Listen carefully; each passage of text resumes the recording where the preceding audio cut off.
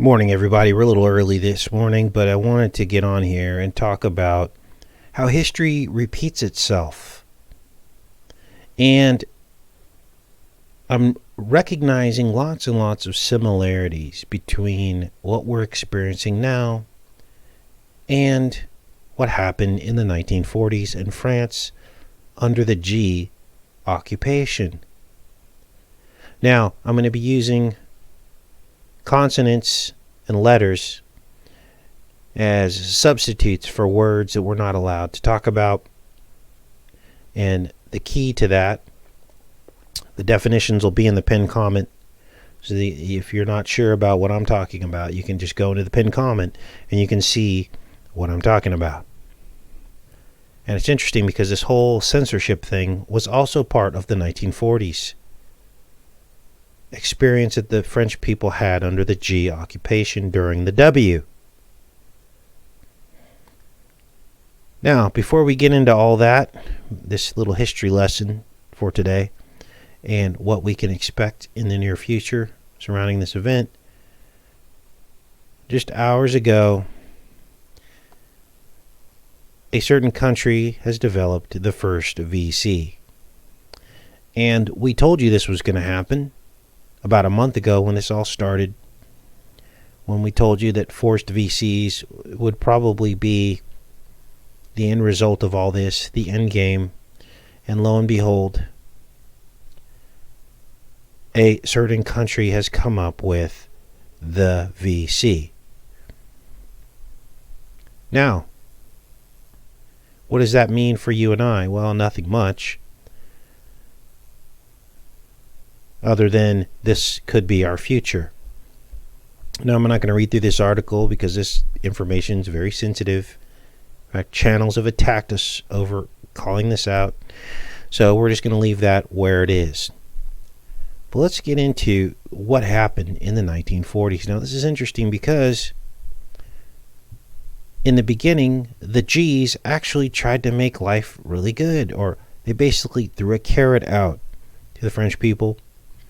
It says the interesting thing is the immense care that's taken to please the French people and to show that the G and French culture are not only essentially harmonious, but are complementary to each other. Collaboration is the daily theme, profuse flattery being addressed to the French businesses represented at the fair, to the French European exhibition, to the French banking system, and so on and so on and so on. So I wanted to set this up to help you understand that is kind of what's happening now. They're trying to kill people with kindness, trying to flatter people with promise of checks and all of this, and then we're going to take care of the small businesses, but with the other hand, they're destroying the small businesses. This was from the Observer in September 7th, 1941, is where this excerpt was taken from. And again, this was part of the propaganda. Now, censorship was involved back then as well. Let's read about it. Military propaganda for European countries under occupation was headquartered in Potsdam. There was one propaganda battalion in each occupied country headquartered in the main town or capital. This was further subdivided at the regional level. Headquarters for France was at the Hotel Majestic in Paris, with propaganda sections in Bordeaux, Dijon, and other towns. The propaganda squadron was a service charged by the G authorities with the propaganda and control of the French press and of publishing during the occupation of France in each important town. After their victory in 1940, the occupation authorities first relied on G embassy and censorship. Brian did a really good video on High Impact Vlogs or High Impact Flicks talking about the new terms and conditions for YouTube, very carefully laying out what you can and can't say about the CV. Very, very specific instructions about what will be tolerated and what will not. That is a form of censorship. Propaganda. Just like what happened in the 1940s in France under the G occupation. So they have these censorship services Back then they were dealing with publications, shows, and radio broadcasts and not the internet, but it's basically the same thing. There were Sonderführers, special directors in charge of particular areas, censorship of shows and plays, publishing and press, cinematographic works, and public advertising and speeches. The directors chosen for their skills in civil matters wore military dress and were subject to military regulation. Now, what was daily life like in France under the G occupation? This is where things get creepy, because we're going to talk about curfews. We're going to talk about food shortages, shutting down of businesses. Exactly what we're experiencing right now. This particular woman talks about how there were snitches, just like there are now. Are you starting to see how the G's are really the G Freemason in blue? They have replaced the G's of the other country. And now we have the G Freemasons carrying out some of the same roles and tasks that the country did upon the French people. This is one woman who recalls her experience. They were forced to work in labor camps. And she recalled her mother taking 3 potatoes from the harvest and hiding them in her blouse.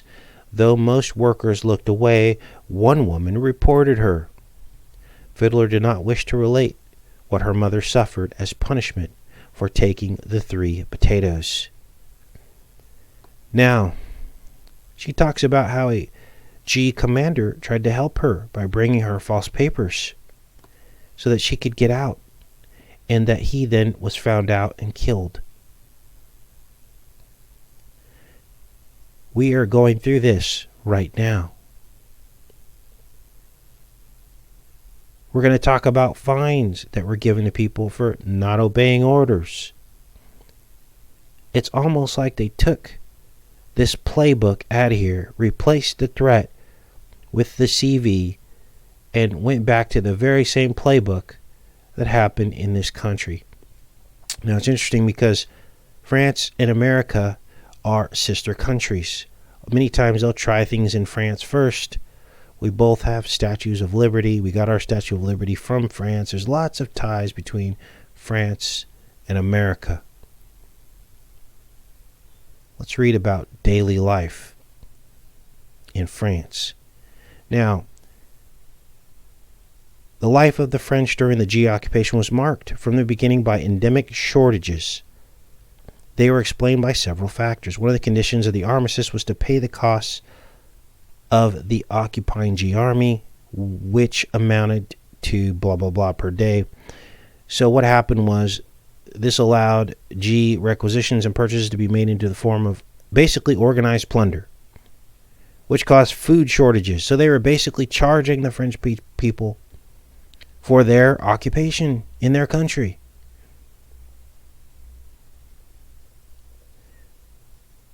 The supply chain was disrupted. That's exactly what's happening now. Disorganization of transport, except for the railway system, which relied on French domestic coal supplies. Cutting off of international trade. That's what's happening now. Restricting imports into the country. Now, we have not experienced this next part yet, extreme shortage of petrol and diesel fuel, but that may be coming. They like to have something in their back pocket that they can pull out in case they start to lose control. They go, okay, let's just shut off the gasoline now. People aren't going to listen. We're just going to shut off the gasoline, and then you can't go anywhere. And then people that live in other states, you won't be able to go see them anymore because you have no gasoline. Labor shortages, kind of what's happening now. Many of these French were put in these. They were prisoners, right? Well, that's kind of what we're experiencing now. The labor shortage is because we've all been made prisoners in our own homes. What better way to make a prison? You can't imprison 300 million people, so you just make them prisoners in their own home. Labor shortages. I mean, if you go on to any Google search or go to any website, there's a big banner across the top of every single website with a notice saying, we're doing the best we can, but because of blah, blah, blah, we can't supply everything we need to. We apologize for the inconvenience while we're all trying to get through this, right? But they don't have any problem going through, and Google just happens to have the time to go through and defund channels and review channels who aren't saying what they want them to say about the CV, right? They got time to do that, but they don't have time to do other things that cause us inconveniences. Make sure we're connected, and then we'll continue on with this, what life was like in the 1940s under the G occupation. Thanks for everyone joining the show. I know I'm a little early this morning, but it's Friday. We'll finish up earlier. You guys can move on with your day. Let's keep reading. Makeshift substitutes took the place of many products that were in short supply. A lot of people were using wood gas generators on trucks and automobiles, burning charcoal, wood pellets as a substitute for gasoline. They even put wooden soles in their shoes instead of leather.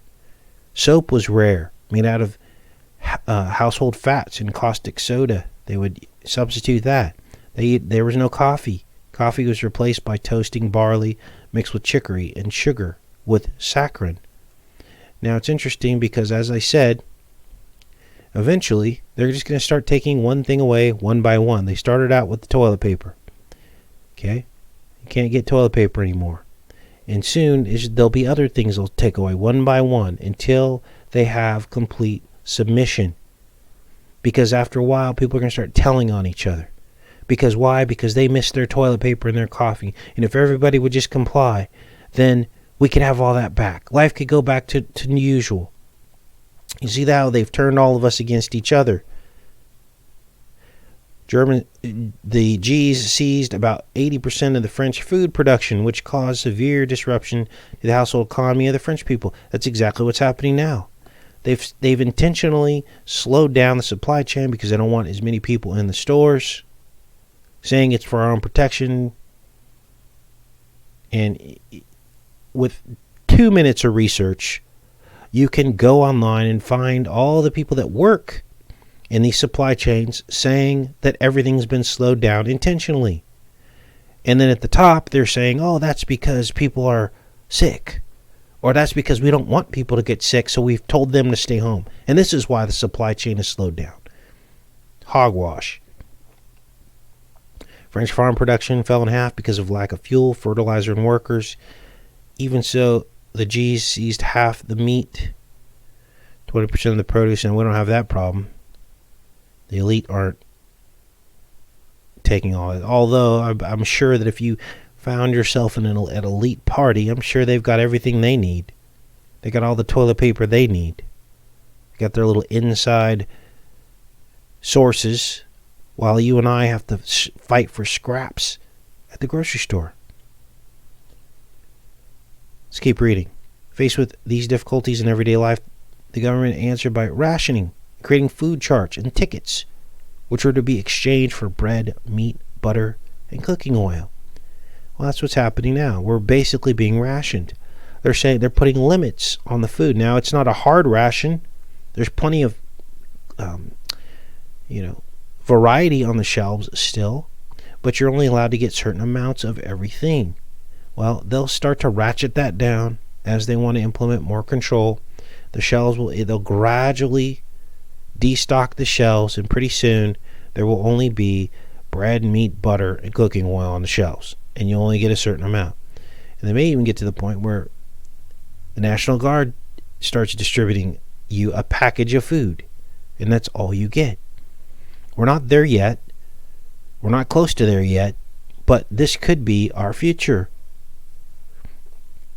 The rationing system was stringent but badly mismanaged, leading to malnourishment, black markets, and hostility to state management of the food supply. So, obviously, some black market situations are arising out of what we're going through right now.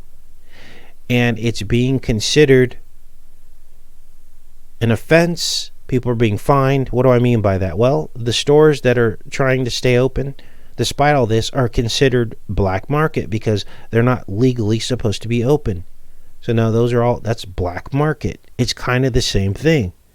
And they're being shut down and fined to create an example for the rest of the businesses that try to open. Why are the small businesses the ones that are suffering? They're the ones that have less people in one space. Think about this logically for a second. Walmart is a huge store with hundreds of customers in it at any one time. A smaller grocery store may only have 50 customers in at one time. Wouldn't that be less of a problem in terms of amounts of people that could be spreading this quote-unquote CV, right? It just doesn't make sense what they're doing with these rules, okay? So back then, they rationed these people all the way down to starvation level diets of 1,300 or fewer calories a day. Actually, you can live off of that. But if you're doing heavy work every day, you're not going to be able to survive off that because you're going to burn through those calories. And they were supplemented by home gardens and black market purchases. Now, it's interesting because as most of you know, I lived in France for a couple years. Amazing experience, and I noticed some things, and I shared that with you, some of the videos about France that I didn't quite understand. Most French people have a garden. This explains why. It wasn't that long ago that all this happened. They exercised their right to have a garden, and in France, nobody is told you can't use water to water your garden. That would be enough to make the whole country revolt, because there's plenty of water there, and they see this as a human right to be able to grow a garden. Apparently, during the occupation, they were allowed to have their gardens. Hunger prevailed, especially affecting youth in urban areas. Queues lengthened in front of the shops, so the lines were long lines. This is what we're experiencing. They've got us in lines. They're saying to keep us socially distant, but really, it seems to mimic exactly what we've gone through in history. It's a psychological effect, making someone stand in a line for their food. It's a humiliation. There's a humiliation aspect to it. In the absence of meat and other foods, including potatoes, people ate unusual vegetables such as Swedish turnips and Jerusalem artichokes. Food shortages were most acute in the large cities. In the more remote country villages, however, clandestine harvesting of meat, right, vegetable gardens, and the availability of milk products permitted better survival. This is what I was telling you guys about the Exodus. You got a better chance of surviving out of the cities. Had some subscriber come on here, called me a narcissist because I didn't answer her email right away.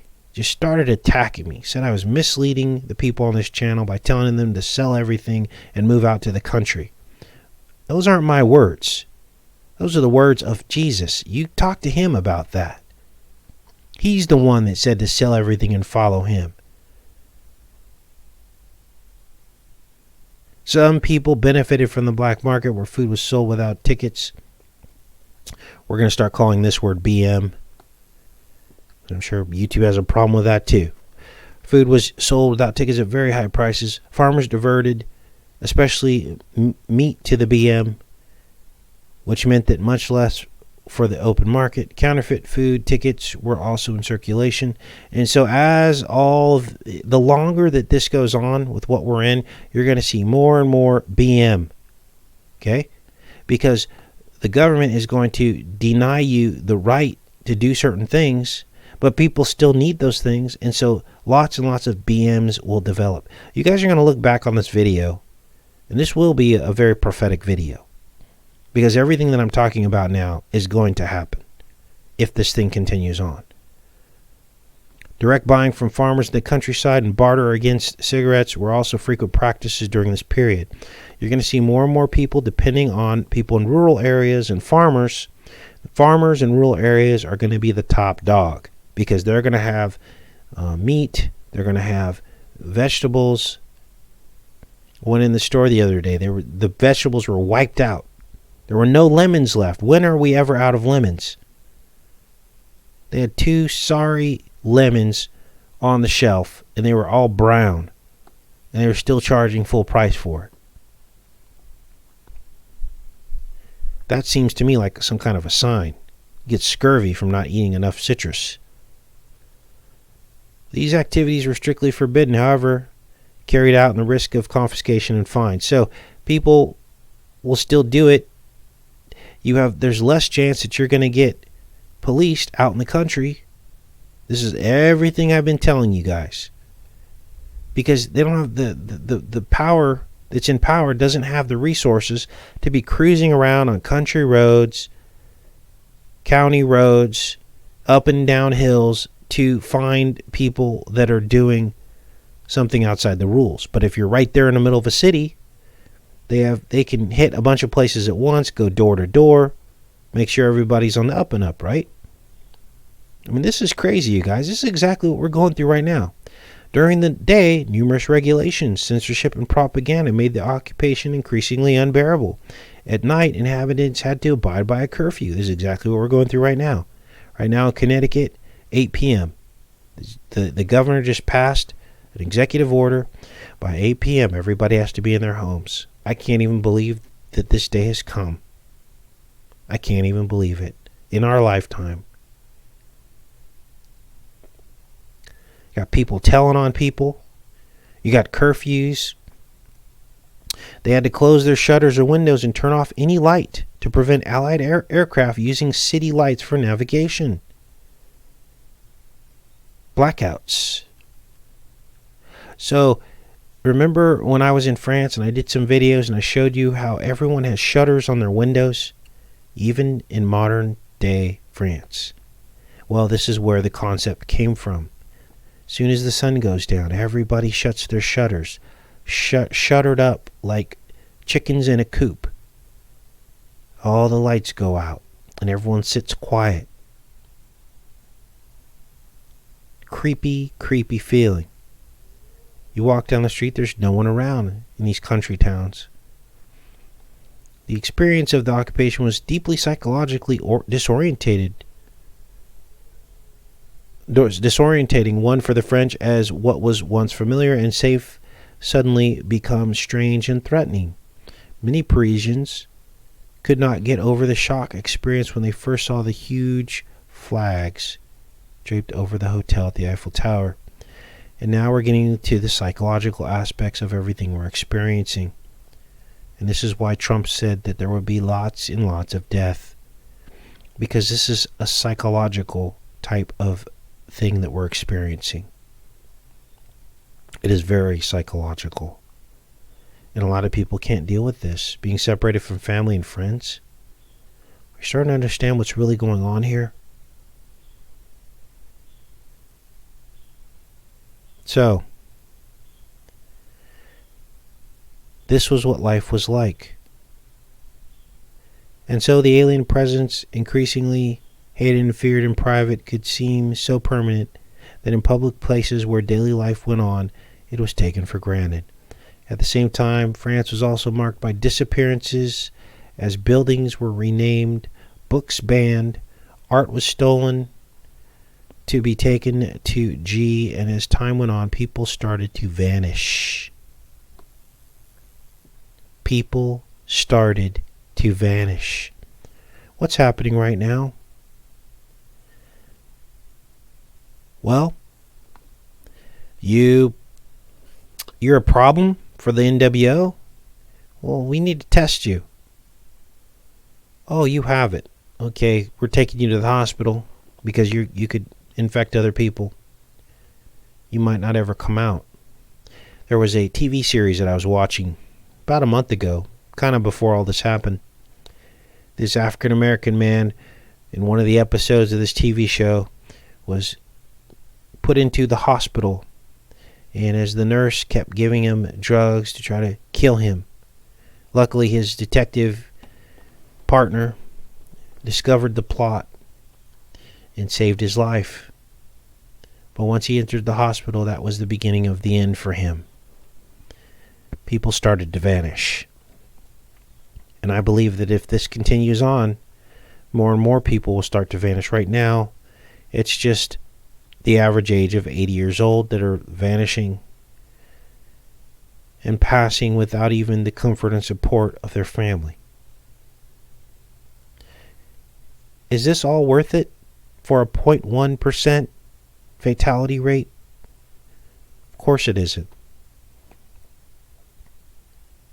When you have other conditions that have a 15% fatality rate that we've never done this for, what we're going through right now.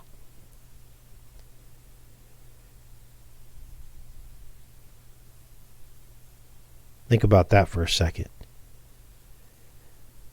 And the real reason why all this is happening. But we are at a point where not enough people woke up. And so this is what it is right now. It just is what it is. There's not a lot we're going to be able to do about this at this point. The time to do something was before all this hit. Now you're just going to make yourself a target and get disappeared. Now if you want to go out like that, you're more than welcome to. You'll get a big crown in heaven. God will say, you stood up. You knew what the end result was going to be, and you still stood up. And some people, that's the way they want to go. Others will realize that all these things had to come to pass. The Bible actually prophesied that brothers would turn on brothers and mothers on mothers and children on parents. I believe those were Jesus' words. And so now we're here. It's here. Because half the people or 3/4 of the people are under the strong delusion. And the 10 or 20% that are awake don't stand a chance. Because all eyes are on them, watching everything, ratting them out when they do not comply. And you can't escape that. You have a fighting chance if you lived in the country. You'd have a fighting chance. You could have a little secret garden away from everyone else. And you would survive. And nobody would be sitting 15 feet away from you looking into your window, seeing what you're doing, or watching you walk down the street. But sadly, I had some subscribers turn on me. Why are you telling people to do that? Because it's what the Bible says to do. There's biblical precedent for exoduses. Happened many, many times in the Bible. So, who will you listen to? Don't listen to me. Read your Bible. It tells you what people did in times like this and what God instructed them to do. All right, let's go in the chat here. Thanks everybody for showing up this morning. It's Friday. Probably won't do any shows over the weekend, but Monday we'll be up bright and early. I just wanted to give you guys some encouragement before you enter the weekend. Things will escalate. They will change. Monday will be completely different than today. This is what they've set us up for. They've got us on our heels in uncertainty. But just know that this all has to happen. It was all predicted in the Bible. And all you have to do is have faith in what the Bible says the resolution to all this will be. Once you do that, you shouldn't have any worry in the world. In fact, you should be happy that it's almost over and that you actually get to live to see the end. I mean, even if this went on for the entire 7-year tribulation, at least you know at the end of the 7 years it's going to be over. And you find your little slice of heaven. The misery is going to happen in the cities, just like I showed you history said happened in France. That's where the suffering happened. Now, you can say that you're going to just stick to your guns and stay in the city, but then when the suffering happens, you're going to remember these words. You're going to be like, wow. We've talked all about the pharaohs being representative of establishment, the cities, The first city that was ever built was called, I think it was called Enoch, after the son of Cain, because there were two Enochs in the Bible. And it's interesting, when you spell Enoch backwards, it almost spells New York. Neok. Phonetically, anyways. And we showed you how from that very first city in the book of Genesis that was built by Cain, that after that, all cities seem to represent Egypt, structure, control, and that God, his pattern was to help people escape from those cities. Lot escaped from Sodom and Gomorrah. The Hebrews escaped from Egypt. There are many, many stories of escaping out of these cities. Okay? Deliverance. So why is that such a strange concept for people now? Why would you attack me, a channel like this, who's trying to help you? Someone accused me of trying to sell real estate. I'm not selling anything. I'm trying to give you some ideas so that you can reallocate whatever resources you have now and try to find some way to be independent, not have a mortgage hanging over your head. But look, I'm almost done talking about solutions at this point too. I'm not going to sit here and just get attacked and have people use the information I'm trying to use to help you to try to deceive you. I'm not going to do it. So I'm done helping people. I'm not going to stop speaking the truth. But, every time I come up with a solution, I get criticisms, jealousy, anger, hate. It's weird. It's like demons come out of people. They start throwing daggers because they're stuck in their situation by their own demise and their own, not demise, what's the word I'm looking for? They've put themselves in a situation they can't get out of. So the easiest thing is to attack the messenger who's trying to give them a solution and discredit the solution. When I went away to France, the same thing happened. You're running away. No, I'm not. I'm living a life where I don't have the establishment breathing down my neck. I'm trying to live a life where I don't have to be a slave to a job every day. That if I'm going to be a slave to something, be a slave to God's work that can actually help people, show people how to live a different life. And that was an amazing experience in France, even though it only went on for a season. It was the season that was needed, and it was the last season where anybody would even be able to do something like that. So I'm firmly convinced God put me there for the time I was there. What was the purpose? To show people how to live. Some of you took the advice. Maybe some of you started a garden after watching my experience there. But the naysayers took it as, oh, lucky you got to get out of this. You see how you can always look at things two different ways? Depending on where your heart is, not my heart. I'm here for the right reasons. But depending on where your heart is your heart hardened? Are you a skeptic of God's word and what he's trying to teach you and show you? Or are you a person whose heart is soft and you want to learn and know how God can help you to escape in some kind of exodus in whatever form that may be? It could be moving 20 miles outside of where you're at into a property where previously you thought, oh, that's too remote for me. Well, now maybe you're thinking again. It's not about picking up your entire life, although that can be a solution for some people. It's about making small changes and listening to the Holy Spirit and what God is trying to show you in terms of making your experience easier as we enter into the tribulation. That's what this is about. If your heart is hard, you'll resist. You'll be angry at me for telling you that things could be easier somewhere else because you don't want to leave your situation. You want to still be in your prison. And that's on you and between you and God, not me. I'm just a messenger. All right, let's go in the chat here. Breaks my heart sometimes the way people react and respond to this channel. About the furthest thing from a narcissist you could ever imagine.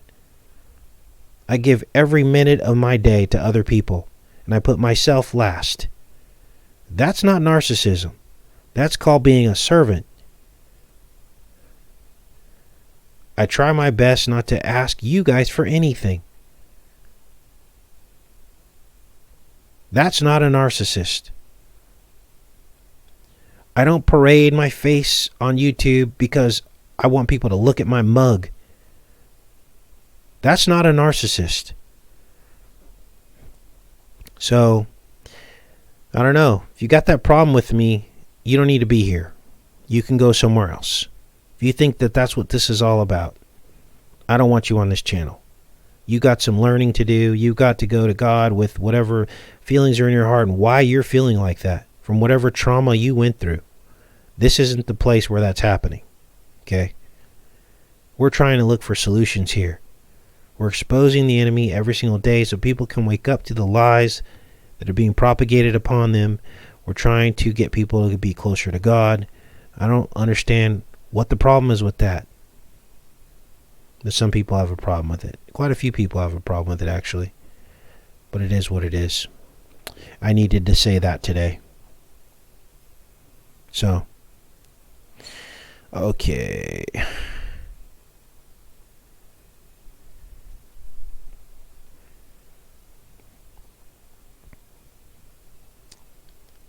I'm just reading in the chat here.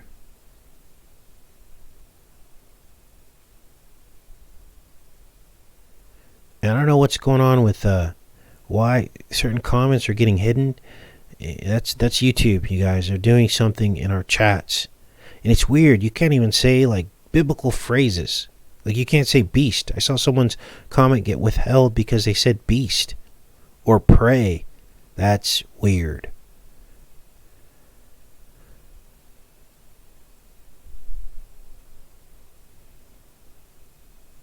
Okay.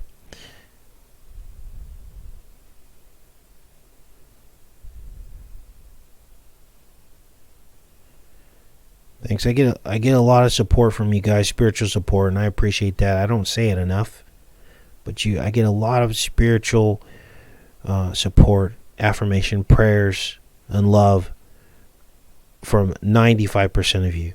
But every so often we'll get a wave of skepticism and just really angry people that'll come onto the channel, and I just don't have time for it. I don't. And so I have to say something sometimes. Okay.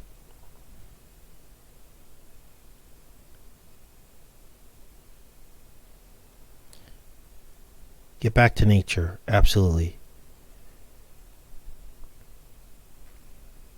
Morning, Justine.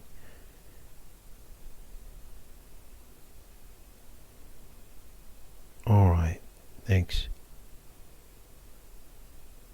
Wow, see, look at that. We'll all be judged. They just hid, even though you put spaces in there and that word, they just hid that. That's crazy.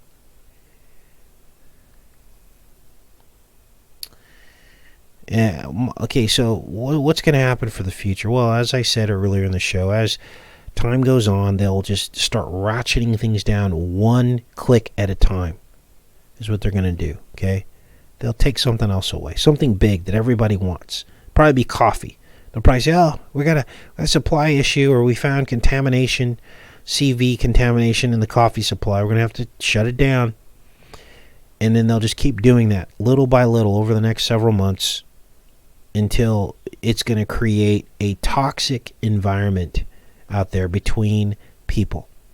They will jump on and blame anybody that is not fully complying with the orders, whatever those orders might be. Right now, it's this distancing and certain things, but pretty soon there'll be more orders and instructions given. And if you are not perfectly complying, you will be the scapegoat for whatever measures and whatever things that they're taking away from us. So believe me, it's coming. It's already happening. Now, it isn't happening across the entire country yet, but it's happening in a lot of places so far. And that's real, okay? That's not like me making that up. There's reports of it everywhere. Someone tried to come on here and say, well, hey, we're doing everything fine here. Nothing's wrong over here. You're making all this up. No, I'm not making it up. This is really happening. Okay? So, that's what's going on.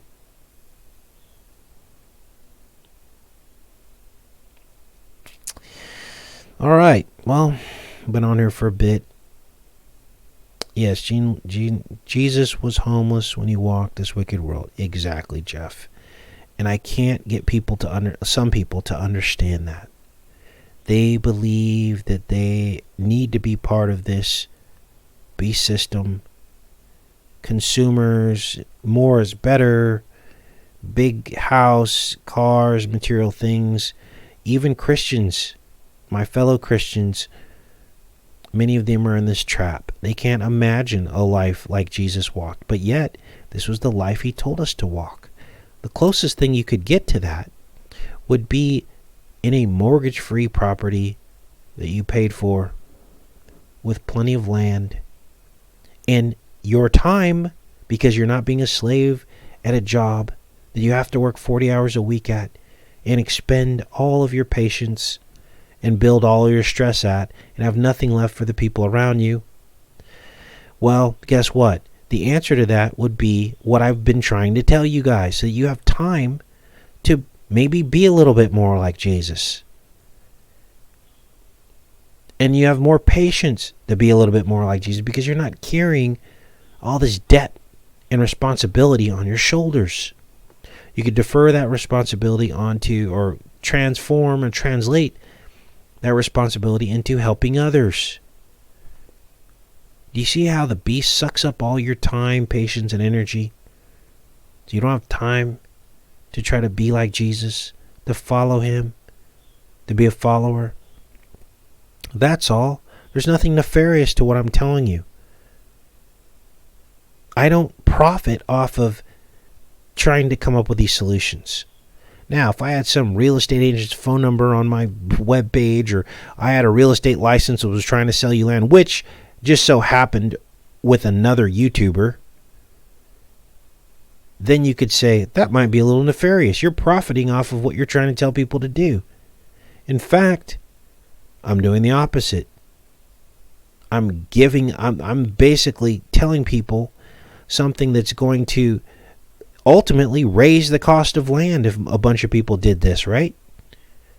Which would price me and people like me right out of the market. So I'm doing the opposite of something selfish, trying to help people. But still, there's just going to be people that just don't believe it, and that's on them. So now, we were talking about seeds, and they're trying to say that's a non-essential item to buy. So that's I just saw that pop up in the chat here. There are heirloom seeds, and you guys in the truth community know about heirloom seeds. They're seeds that reproduce from plants. So the way it works is these heirloom seeds, which aren't widely available, there's one place. It's interesting. God put all these things in my life to be a voice, I think. And back when I worked in publishing, very first job out of college, I worked for a place called World Color Press, and then it changed into Quebecor World. They merged. I worked at a huge printing facility. It was 35 acres under one roof. We had sheet-fed presses running, huge paper warehouse. I mean, this place was an operation. Moved my family there, worked there for 4 years. And I don't even know why I went into this. Why did I bring that up? What was I talking about? No, I can't remember. Go off on my little rants. Oh, seeds, thanks. Anyway, so, I'm working at this printing plant, and I would never do that job again, because my role in that job, I worked as an account manager for TV Guide, right? Everybody remembers TV Guide. And talk about a cult Hollywood Focus, I mean, that was it. There were a lot of other publications that we printed off. I wasn't an account manager for. We had U.S. News, Newsweek. We printed all that out of this printing plant. A bunch of telephone directories. Remember those telephone books? Printed a bunch of those. And so I was the account manager for TV Guide. I work with a team of account managers. I wasn't the main account manager.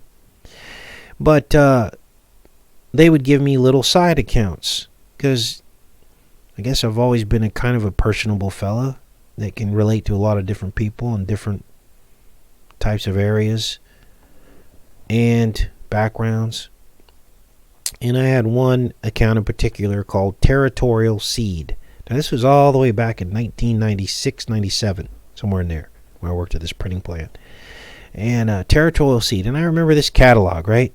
And this catalog would go out, and this guy, he was, I won't say his name. Well, I'll say his name. We'll give him a little plug.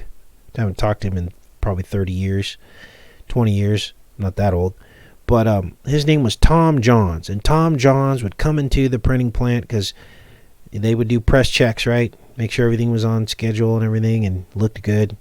Tom Johns had one of those leather hats on that looked like something out of Raiders of the Lost Ark, right? He'd come in there and everyone, was like, wow, that's a kind of a strange fella. And I remember just thinking this guy was out there, but really he had it all figured out back in 97,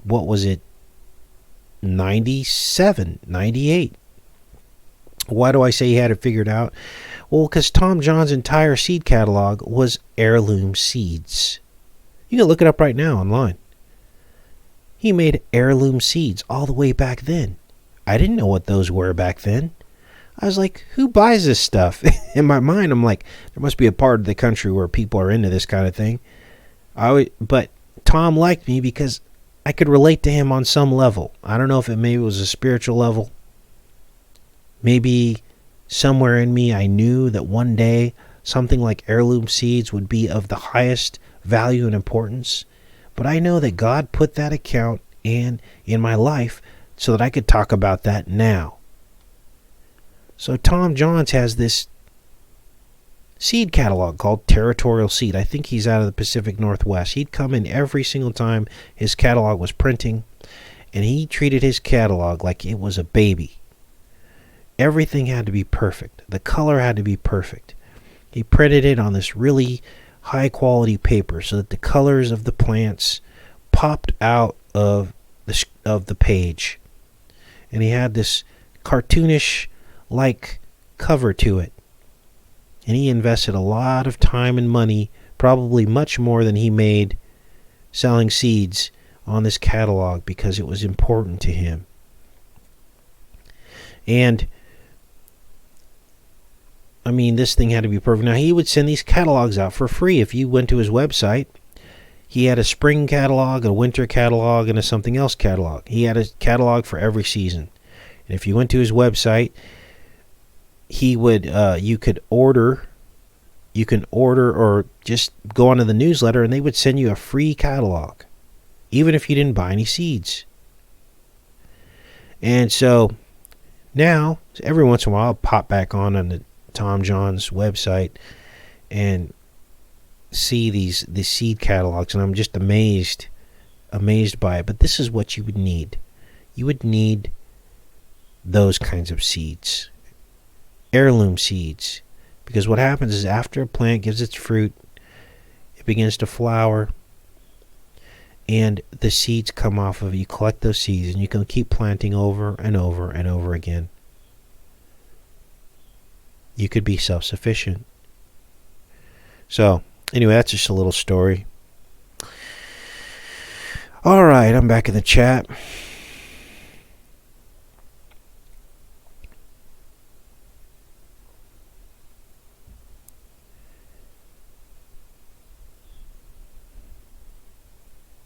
Now, I'm at the cusp of a pretty big announcement. I'm in the process of trying to build an example for all of you. I'm not going to tell the specific location. I'm tired of giving all my personal information away only to have it used against me, only to have people continue to call me a shill no matter how much of my personal life I share, no matter how much of my identity I share. I just keep getting called these names, and lots of people believe it. If you go into the truth community, you will see videos about this channel accusing me of being a shill for no other reason, just to say that I am. And so I'm tired. I'm kind of tired of that, but I still want to share the process. This won't be my personal home yet, probably for the near future, but it's a project that I'm working on that I will hopefully be able to share with you. I should have some footage in the next couple months. I'm not going to tell you the place, but it will be a place for Exodus, and it will be a place that didn't cost hundreds of thousands of dollars or even tens of thousands of dollars, that anyone could do. I'm putting my money where my mouth is. Now, this project is here in America. You don't have to go to another country even. It's out in the middle of nowhere, where there would be a very difficult time for the powers that be to waste their time trying to get out there to make you stop growing a garden, for instance, or make you stop collecting rainwater. Okay? And God's moving me to do this. I already have the property. Just got approved for it yesterday. It's 5.5 acres. I picked it up for $13,000. No mortgage. And we're going to work on this project together. I'm going to show you guys step by step. I'm going to put in the septic system. I'm going to tell you how much that cost. I'm going to put my money where my mouth is. I'm going to live here in America in a place outside of the danger zones, outside of the quarantines, and I'm going to show you guys that it doesn't cost the life savings to do it, and that you can have a better shot at weathering the storm in the ark, just like Noah and his family did, with your seeds and your animals, and God being the wind at your sails. I love each and every one of you, and I can't wait to share all of that with you. Take care and be safe, you guys.